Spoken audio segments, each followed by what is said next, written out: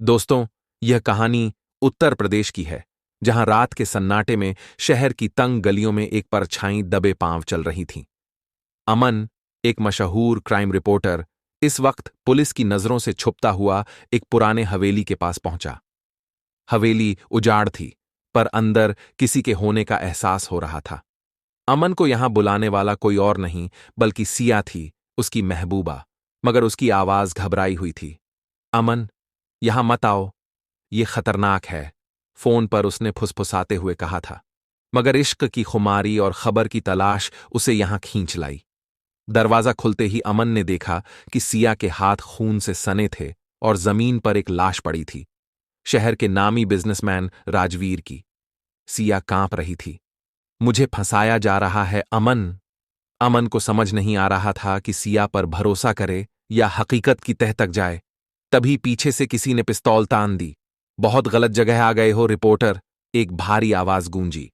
अमन के माथे पर पसीना छलक आया। पिस्तौल पकड़े शख्स की आवाज ठंडी और खतरनाक थी। उसने नकाब पहना था, लेकिन उसकी कदकाठी से वह कोई पेशेवर अपराधी लग रहा था। पीछे हटो, उसने कड़क आवाज में कहा। सिया कांप रही थी, उसकी आंखों में डर था। अमन ने अपनी सांस रोकी और चारों तरफ नजर दौड़ाई। अगर वह कुछ गलत करता तो जान जा सकती थी। मैं सिया की मदद के लिए आया हूं, अमन ने धीमे लहजे में कहा। मदद? नकाबपोश हंसा। या शायद सच जानने के लिए? अचानक हवेली के बाहर पुलिस के सायरन गूंज उठे।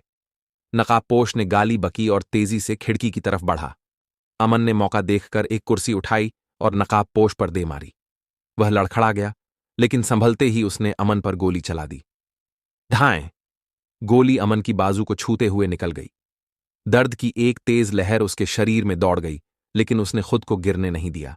इसी बीच सिया ने मौका देखकर एक फूलदान उठाया और नकाबपोश के सिर पर दे मारा। वह वहीं गिर पड़ा। दरवाजा टूटने की आवाज आई और पुलिस अंदर घुसी। हाथ ऊपर करो, इंस्पेक्टर राठौड़ ने चीखते हुए कहा। अमन और सिया दोनों ने हाथ उठा दिए। पुलिस ने नकाबपोश को पकड़ लिया, लेकिन सिया अब भी सदमे में थी। इंस्पेक्टर राठौड़ ने अमन को घूरते हुए कहा, यह क्या हो रहा था यहां? अमन ने गहरी सांस ली। सर, यह पूरी साजिश है। सिया को फंसाने की कोशिश हो रही है। राठौड़ ने नकाबपोश का नकाब हटाया और जो चेहरा सामने आया उसने सबको हैरान कर दिया। यह कोई और नहीं, बल्कि सिया का मंगेतर विक्रम था। सिया की आंखें हैरानी से फैल गईं। विक्रम? तुम? विक्रम हंसा। तुमने सोचा था कि मुझसे बच जाओगी? यह सब तुम्हारी दौलत के लिए था सिया, लेकिन अब तुम और तुम्हारा ये रिपोर्टर दोनों मुझसे नहीं बच सकते थे। राठौड़ ने विक्रम को गिरफ्तार कर लिया, लेकिन अमन अब भी सोच रहा था, क्या सचमुच यही असली साजिश थी, या इस जुर्म और इश्क के खेल में कोई और भी खिलाड़ी था? विक्रम को पुलिस गाड़ी में डाल दिया गया, लेकिन अमन के दिमाग में सवालों की झड़ी लगी थी। कुछ तो था जो अब भी छिपा हुआ था। सिया अब भी सदमे में थी। मुझे यकीन नहीं हो रहा कि विक्रम यह सब कर सकता है। अमन ने उसकी आंखों में झांका। क्या तुम सच में नहीं जानती कि इसके पीछे कौन है? सिया ने सिर हिलाया, लेकिन उसकी बेचैनी कुछ और बयां कर रही थी। तभी इंस्पेक्टर राठौड़ उनके पास आया। हमें लगा कि विक्रम अपराधी है, लेकिन कुछ गड़बड़ है। कैसी गड़बड़? अमन चौकन्ना हो गया। हमें हवेली की तलाशी में एक और मोबाइल मिला है, जिसमें किसी अज्ञात नंबर से विक्रम को लगातार निर्देश दिए जा रहे थे। अमन ने फोन को हाथ में लिया। आखिरी मैसेज था, काम अधूरा मत छोड़ना, नहीं तो तुम भी खत्म कर दिए जाओगे। कौन था ये तीसरा शख्स? तभी अमन का ध्यान सिया की तरफ गया। वह असहज लग रही थी, जैसे कुछ छिपा रही हो। सिया, सच बताओ, क्या तुम जानती हो कि विक्रम के पीछे कौन है? सिया की आंखें झुक गईं। कुछ पल बाद उसने धीरे से कहा, मेरा भाई आर्यन। अमन और इंस्पेक्टर दोनों चौंक गए। क्या? राठौड़ ने सख्त आवाज में पूछा। आर्यन को जुए और सट्टे की लत थी। उसने कई लोगों से कर्ज लिया था। जब वह चुका नहीं पाया तो कुछ खतरनाक लोग उसकी जान के पीछे पड़ गए। विक्रम ने वादा किया था कि वह उसे बचाने के लिए पैसे देगा, लेकिन इसके बदले उसने... सिया की आवाज कांपने लगी। इसके बदले उसने क्या? अमन ने आगे बढ़कर पूछा। सिया ने गहरी सांस ली। उसने कहा कि मुझे उससे शादी करनी होगी और पापा की प्रॉपर्टी उसके नाम करनी होगी। जब मैंने मना किया तो उसने धमकियां देनी शुरू कर दी, लेकिन मुझे नहीं पता था कि वह हत्या तक कर सकता है। राठौड़ ने तुरंत अपने सिपाहियों को आर्यन को ढूंढने के लिए भेज दिया, लेकिन तभी एक धमाका हुआ। पास ही खड़ी पुलिस की एक गाड़ी में आग लग गई। छिप जाओ! अमन ने सिया को पीछे खींच लिया। धुएं के बीच से एक शख्स भागता नजर आया। राठौड़ ने चिल्लाया, आर्यन! धमाके की गूंज अब भी हवेली के आसपास गूंज रही थी। धुआं फैल चुका था, लेकिन अमन की नजरें उस शख्स पर थीं जो भागने की कोशिश कर रहा था। आर्यन! इंस्पेक्टर राठौड़ और उनकी टीम ने तुरंत पीछा किया। आर्यन एक गली में मुड़ा, लेकिन सामने से पुलिस की एक और टीम आ चुकी थी। वह फंस चुका था। भागने की कोशिश मत करो आर्यन, राठौड़ ने चेतावनी दी। आर्यन घबराया हुआ था। उसने जेब से पिस्तौल निकाल ली, लेकिन इससे पहले कि वह कुछ करता, अमन ने तेजी से एक पत्थर उठाकर उसकी कलाई पर दे मारा। पिस्तौल नीचे गिर गई। पुलिस ने झपटकर उसे पकड़ लिया। सिया की आंखों में आंसू थे। भाई, तुमने यह सब क्यों किया? आर्यन ने गुस्से और पछतावे में कहा, मैं मजबूर था सिया। मैंने सोचा था कि विक्रम मेरी मदद करेगा, लेकिन वह खुद मुझे ब्लैकमेल करने लगा। जब मैंने उसे रोकने की कोशिश की तो उसने राजवीर को मार दिया और मुझे फंसा दिया। अमन को समझ आ गया कि विक्रम सिर्फ एक मोहर था। असली खेल कोई और खेल रहा था। आर्यन, तुम्हें कर्ज देने वाले लोग कौन थे? अमन ने पूछा।